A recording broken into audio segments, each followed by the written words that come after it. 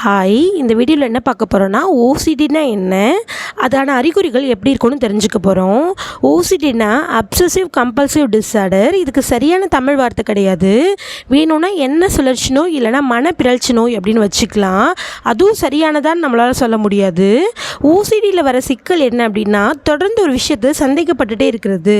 அது வெறும் சந்தேகம் இல்லை, தீவிரமான சந்தேகம்.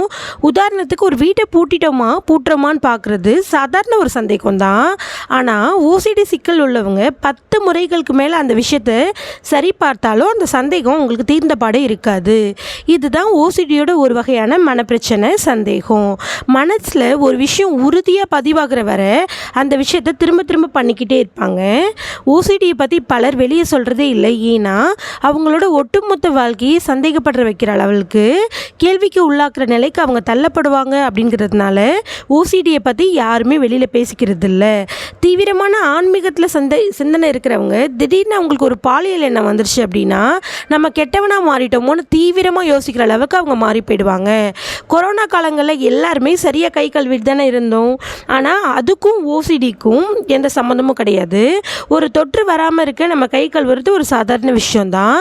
ஆனால் ஓசிடி பாதிப்புக்கு உள்ளானவங்க அரை மணி நேரம் கழுவுனாலும் அவங்களுக்கு அந்த சாட்டிஸ்ஃபிகேஷனே இருக்காது. நம்ம சுத்தமாக இருக்கோமா, நம்ம அசுத்தமாக இருக்கோமா, இல்லை நம்மளை சுற்றி ஏதாவது நோய் இருக்கா அப்படிங்கிறத அவங்க திரும்ப திரும்ப சந்தேகப்பட்டுக்கிட்டே இருப்பாங்க. இந்த ஓசிடி குழந்தைங்களுக்கும் வரலாம், பெரியவர்களுக்கும் வரலாம். இந்த ஓசிடி இருந்தால் என்ன மாதிரியான எண்ணங்கள் அவங்க கிட்டேருந்து வெளிப்படும், என்ன மாதிரியான வேலைகள் அவங்க கிட்டேருந்து வெளிப்படும் அப்படிங்கிறதுக்கு 6 உதாரணங்கள் இருக்குது. அதை தான் நம்ம பார்க்க போகிறோம். ஓசிடி இருக்கிற குழந்தைங்களும் சரி, பெரியவர்களும் சரி, அவங்க செய்கிற செயலை திரும்ப திரும்ப செய்வாங்க. உதாரணத்துக்கு கைகளை அடிக்கடி கழுவுறது, பொருட்களை ஒரு குறிப்பிட்ட வரிசையில் அடுக்கி வைக்கிறது, கதவுகளை பலமுறை சரி பார்ப்பது, அதாவது பூட்டியிருக்கா பூட்டலையா அப்படின்னு இது மாதிரியான செயல்களில் ஈடுபடுவாங்க. இது அவங்க செய்யலைன்னா மனச்சோர்வுக்கும் மன அழுத்தத்திற்கும் ஆளாவாங்க. 2, சுத்தமாக இருக்கணும், நோய் தொற்று நம்மளை எதுவுமே தீண்டக்கூடாது அப்படின்னு அடிக்கடி யோசிப்பாங்க. அதனால அவங்க சுற்றுப்புறத்தை அவங்க சுத்தமாக இருக்காங்கிறத கவனிச்சுக்கிட்டே இருப்பாங்க. திரும்ப திரும்ப நம்ம பாதுகாப்பாக இருக்கோமா அப்படிங்கிறத உறுதி பண்ணிப்பாங்க. நம்பர் 3, இவங்க ரொம்ப சீக்கிரமாக மனச்சோர்வுக்கு ஆளாயிடுவாங்க. அதனால இவங்க தங்களை தானே தனிமைப்படுத்திப்பாங்க, யார் கூடமே பேச மாட்டாங்க. இன்க்ளூடு ஸ்கூல் ஃப்ரெண்ட்ஸ்க்கு கூட அவங்க தொடர்பு கொள்ள தயாராக இருக்க மாட்டாங்க. நம்பர் 4, அவர்களுக்கு கோபம் அதிகமாக வரும், பொறுமை சுத்தமாக இருக்காது. அவர்கள் விரும்பும் விஷயங்களை அவங்க நம்ம தடுக்க முயற்சிக்கிற போது அதிகமாக கோபத்தை வெளிப்படுத்துவாங்க. நம்பர் 5, ஓசிடி காரணமாக இவங்களுக்கு தூக்கம் இல்லாமல் போகலாம், அல்லது அடிக்கடி இரவில் விழிச்சு கொள்கிற பழக்கம் இருக்கலாம்.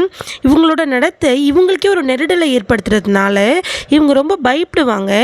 அதனால இவங்க வெளி உலக தொடர்பு முற்றிலுமாக தவிர்ப்பாங்க. இவங்க பயத்தையும் வெளியில் காட்டிக்க மாட்டாங்க.